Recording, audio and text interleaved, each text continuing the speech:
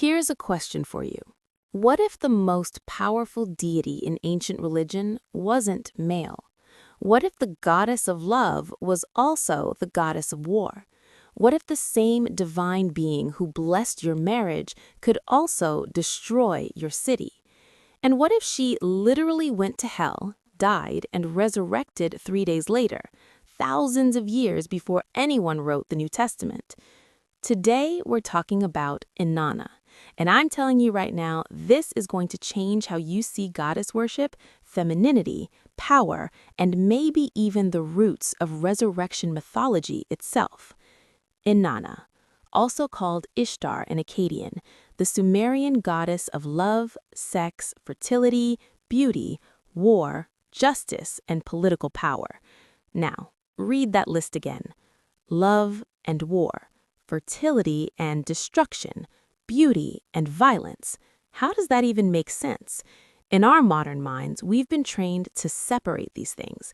We think of love goddesses as gentle, nurturing, peaceful. Think Aphrodite lying on a seashell. And we think of war gods as brutal, masculine, aggressive. Think Ares covered in blood. But Inanna was both, simultaneously, and that should tell you something about how the ancient Sumerians understood power. It's not gendered, it's not binary, it's total. Picture this.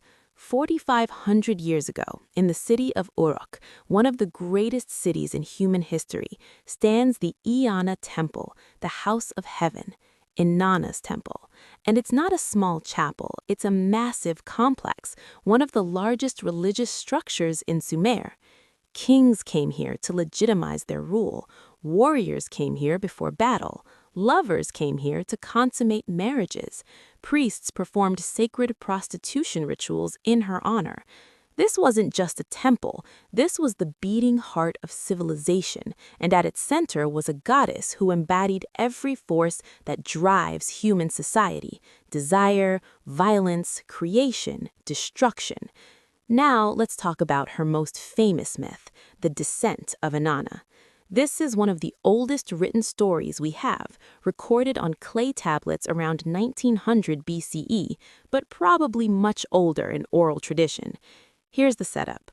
Inanna, queen of heaven and earth, decides to descend into the underworld, the realm of her sister Ereshkigal, the goddess of death.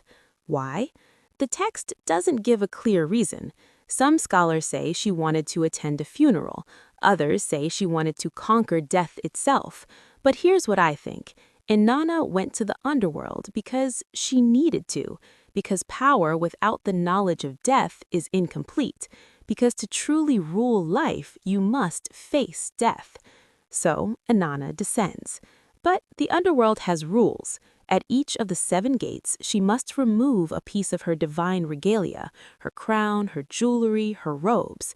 By the time she reaches the throne room of Ereshkigal, she is naked, stripped of all symbols of power, completely vulnerable, and Ereshkigal, seeing her sister exposed and powerless, kills her. She hangs Inanna's corpse on a hook like a piece of meat. The goddess of love, war, and fertility is dead, rotting, gone. Now, here's where it gets interesting. While Inanna is dead, the entire world above stops. Crops don't grow, animals don't mate, humans lose all desire. The world becomes sterile, frozen, lifeless. Sound familiar? This is the same pattern you see in the Greek myth of Persephone and Demeter, written hundreds of years later.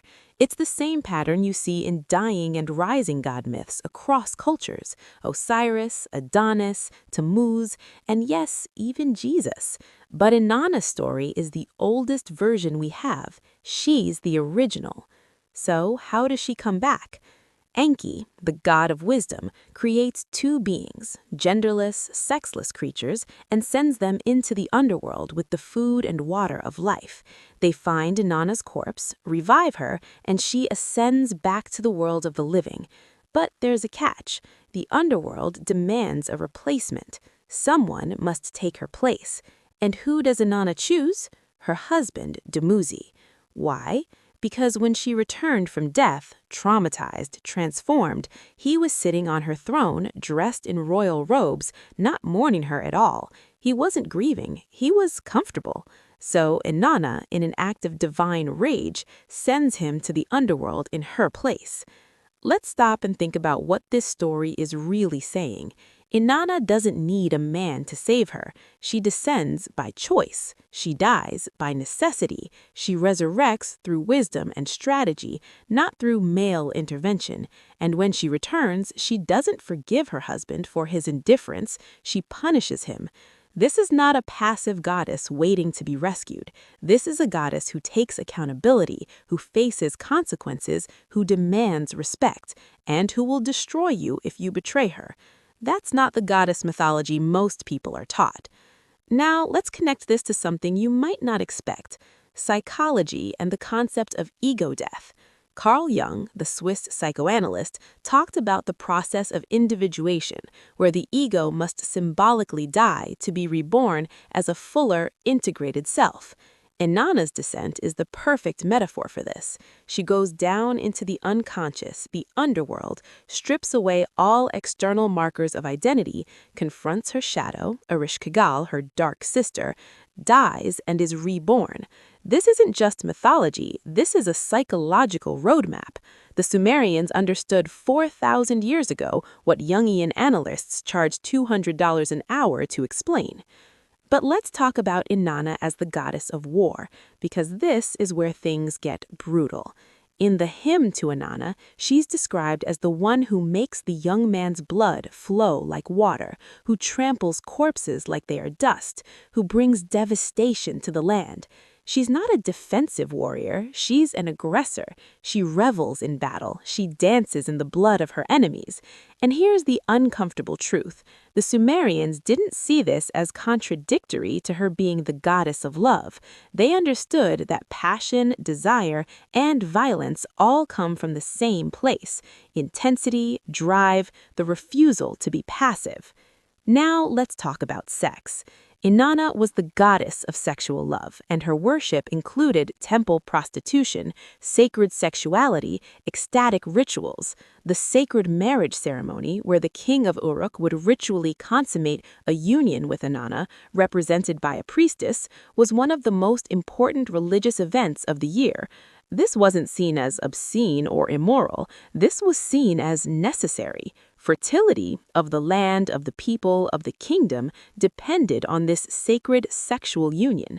And before you judge, ask yourself, how different is this really from modern ideas about tantric sex, sacred sexuality, or even the symbolism of Christ as the bridegroom and the church as the bride? The language changes, but the archetype remains. Here's something nobody talks about.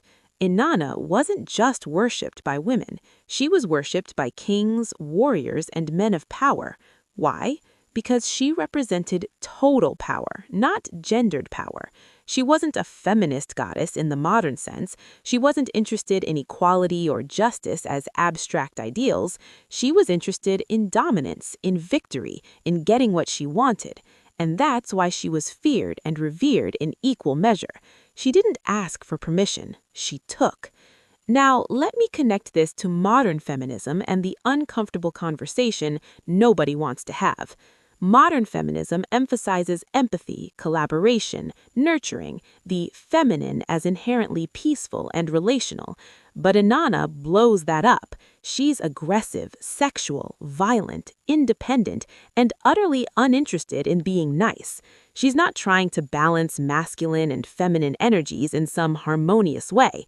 She is both, fully, simultaneously, without apology.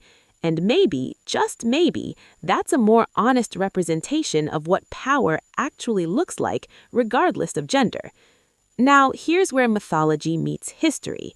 Inanna's worship spread across Mesopotamia, becoming Ishtar in Babylon, Astarte in Canaan, and eventually influencing goddesses like Aphrodite and even the Virgin Mary. Yes, you heard that right. The iconography of Mary, Queen of Heaven, Star of the Sea, crowned and robed, echoes Inanna's titles and imagery. The Catholic Church would never admit this, but the fingerprints are all over it. Religious symbols don't die. They get recycled, repurposed, sanitized. Let me give you a homework assignment. Go look up the Burney relief, also called the Queen of the Night relief. It's a Babylonian terracotta plaque from around 1800 BCE. Scholars debate whether it's Inanna or Ereshkigal, but either way, look at her. She's not modest, she's not demure. She's standing there, fully present, fully powerful, fully sexual, and she's looking directly at you. Now ask yourself, when was the last time you saw a religious image of a goddess like that in a modern temple or church? What happened? Why did we lose this? Here's my theory. Patriarchal religions couldn't handle Inanna. They couldn't handle a goddess who was sexual and holy, violent and fertile, who didn't need male approval, who descended into death and resurrected herself. So they split her. They took the love and made Aphrodite. They took the war and made Athena. They took the fertility and made Demeter. They sanitized the sexuality and made Mary. They demonized the aggression and made Lilith. They broke her into pieces because the whole was too dangerous, too powerful, too uncontrollable. But here's the thing. You can't kill an archetype. Inanna is still here. Every time a woman refuses to choose between being soft and being strong, that's Inanna. Every time someone descends into their own personal hell and comes back transformed, that's Inanna. Every time passion and power combine, that's Inanna. She's not gone. She's just been renamed, rebranded, fragmented, but the essence remains. So here's my challenge to you. Go read The Descent of Inanna. The full text is available online, translated by scholars like Samuel Noah Kramer. Read it and ask yourself, what does this tell me about ancient views on death, transformation, and power? Then go read about Persephone, Osiris, Jesus, and compare the patterns. Look at how resurrection myths evolved across cultures. Look at how goddesses were systematically depowered, fragmented, and replaced by male gods over millennia. Don't take my word for it. Do the research yourself. Because Inanna doesn't need you to believe in her. She doesn't need your worship. She doesn't need your approval. She went to hell and back without anyone's permission. And that's the lesson. Real power doesn't ask. It simply is. Question everything, including what I just told you. That's what Inanna would want. Not blind devotion, but fierce, passionate, dangerous inquiry. Now go, descend, face your own underworld, and come back transformed.